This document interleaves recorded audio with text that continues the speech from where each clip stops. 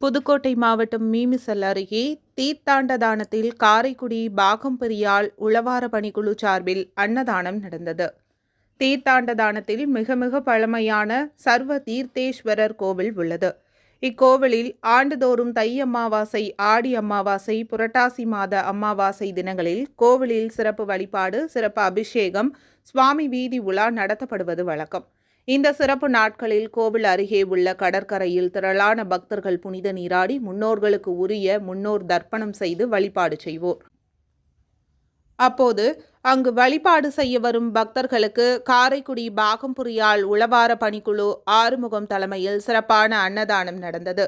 கடந்த 15 வருடமாக அன்னதான பணியில் ஈடுபட்டு வரும் ஆறுமுகம் மேல அரும்பூர் தீர்த்தாண்டதானம் பாகம்பெரியாள் கோவில் தைப்பூசத்திற்கு பழனிக்கு செல்லும் பக்தர்களுக்கு பங்குனி உத்தரத்தின் போது குன்றக்குடியில் தேர் திருவிழா நடக்கும் நாட்களில் பிள்ளையார்பட்டியில் என பல கோவில்களில் அன்னதானம் செய்து வருகிறார். வாரம் ஒரு முறை சிவன் கோவில்களில் உழவார பணி செய்து வருகிறார். வருடத்திற்கு 20 இடங்களில் மிகச் சிறப்பான முறையில் அன்னதானமும் செய்து வருகிறார். வருடத்திற்கு 50க்கும் மேற்பட்ட கோவில்களில் உழவார பணியும் செய்து வருகிறார். இதுபோன்ற நற்செயல்கள் செய்து வரும் ஆறுமுகம் மேலும் பல கோவில்களில் அன்னதானம் செய்யவும் உழவார பணியில் தொடர்ந்து ஈடுபட நாமும் சிவபெருமானை பிரார்த்தனை செய்வோம்.